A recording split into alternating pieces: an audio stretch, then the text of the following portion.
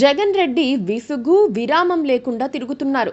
ఓడిపోయాం కదా అని ఇంట్లో ఉండే కంటే నిత్యం ప్రజల మధ్య ఉండటమే మంచిదన్న ఫీలింగ్తో ఆయన రాజకీయాలు చేస్తున్నారు. ఒక్క క్షణం కూడా విశ్రాంతికి అవకాశం ఇవ్వకుండా ఆయన జనంతో మమేకమవుతున్నారు. పార్టీ నేతలు, కార్యకర్తలు, సామాన్య ప్రజలే తన రాజకీయ జీవితానికి ప్రాణం పోసిన వాళ్ళని జగన్కు తెలుసు. అందుకే ఆయన జనం వద్దకే జగన్ అన్నట్లుగా ప్రవర్తిస్తున్నారు. ఇకపై ప్రతి పక్షం రోజులకు ఒకసారి ఏదో ఒక టూర్ ప్రోగ్రాం పెట్టుకొని జగన్ జనంలోకి వస్తారన్న టాక్ వినిపిస్తోంది.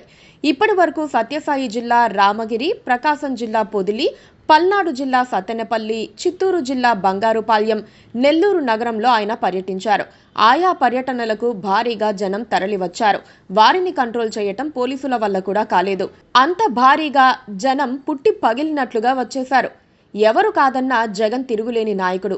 Jagan crowd puller. ఆయన బయటకు రావటం అంటే పార్టీ బలమేంటో అందరికీ తెలియజెప్పడమే అవుతుంది. వైసీపీ క్యాడర్ కూడా ఈ టూర్లను బాగా సీరియస్ గానే తీసుకున్నారు. జగన్ రైజింగ్ పాపులారిటీని చూసి చంద్రబాబు కూడా టెన్షన్ పడిపోతున్నారని ప్రత్యేకంగా చెప్పాల్సిన పని లేదు. జగన్ ఇప్పటి వరకు అన్ని జిల్లాలు తిరిగారు. ఇక గోదావరి జిల్లాల్లోకి ఎంట్రీ ఇవ్వాలనుకుంటున్నారు. ఇంతకాలం ఉభయ గోదావరి జిల్లాలను టీడీపీ తన కంచుకోటగా చెప్పుకుంటూ వచ్చింది. ఇప్పుడు ఆ భావనను పటాపంచలు చేసేందుకు జగన్ సిద్ధమవుతున్నారు. గత ఎన్నికల్లో వైసీపీకి అక్కడ ఒక్క సీటు కూడా రాకపోయినా పార్టీకి మంచి బలమే ఉంది. ఆ సంగతి నిరూపించేందుకే ఆయన గోదావరి నేలపై అడుగు పెడుతున్నారు. ఆగస్టు 5న జగన్ రాజమండ్రి వెళ్తున్నారు. లిక్కర్ కేసులో అరెస్ట్ అయ్యి రాజమండ్రి సెంట్రల్ జైల్లో ఉన్న రాజంపేట ఎంపీ మిథున్ రెడ్డిని పరామర్శించేందుకు జగన్ వెళ్తున్నారు. జూలై 20న అరెస్ట్ అయిన మిథున్ కేంద్ర కారాగారం స్నేహ బ్లాక్లో ఉన్నారు. ప్రస్తుత సీఎం చంద్రబాబు 2 ఏళ్ల క్రితం అరెస్ట్ అయినప్పుడు కూడా స్నేహ బ్లాక్లోనే ఉన్నారు. ఇప్పటికే మిథున్ రెడ్డి అరెస్ట్ను ఖండించిన జగన్ రెడ్డి దానిపై న్యాయ పోరాటం సాగించాలని పార్టీ లీగల్ వింగ్ను ఆదేశించారు. మిథున్ రెడ్డిని కలవాలని జగన్ రాజమండ్రి వెళ్తున్నప్పటికీ జనంతో మాట్లాడేందుకు, వారి సాధక బాధకాలను తెలుసుకునేందుకు మాత్రమే ఆయన అక్కడకు వెళ్తున్నారని అనుకోవాలి. జగన్ వ్యూహం పార్ట్ 2 కూడా అమలుకు రాబోతోంది. అసెంబ్లీ సమావేశాలకు హాజరు కావాలని ఆయన డిసైడ్ అయ్యారు. జగన్మోహన్ రెడ్డి 2 సార్లు మాత్రమే అసెంబ్లీకి వచ్చారు. శాసనసభ్యుడిగా ప్రమాణ స్వీకారం చేయడానికి ఒకసారి, బడ్జెట్ సెషన్స్ కు ఇలా వచ్చి అలా వెళ్లిపోయారు.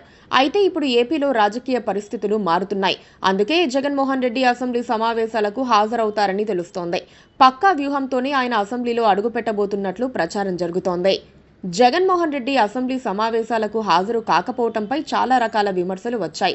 అధికార పక్షం కూటమిగా ఉండటం, 164 మంది ఎమ్మెల్యేలు ఉండటంతో ఎదురుదాడి ఉంటుందని భయపడి జగన్ వెనుకడుగు వేసినట్లు అనుమానాలు ఉన్నాయి.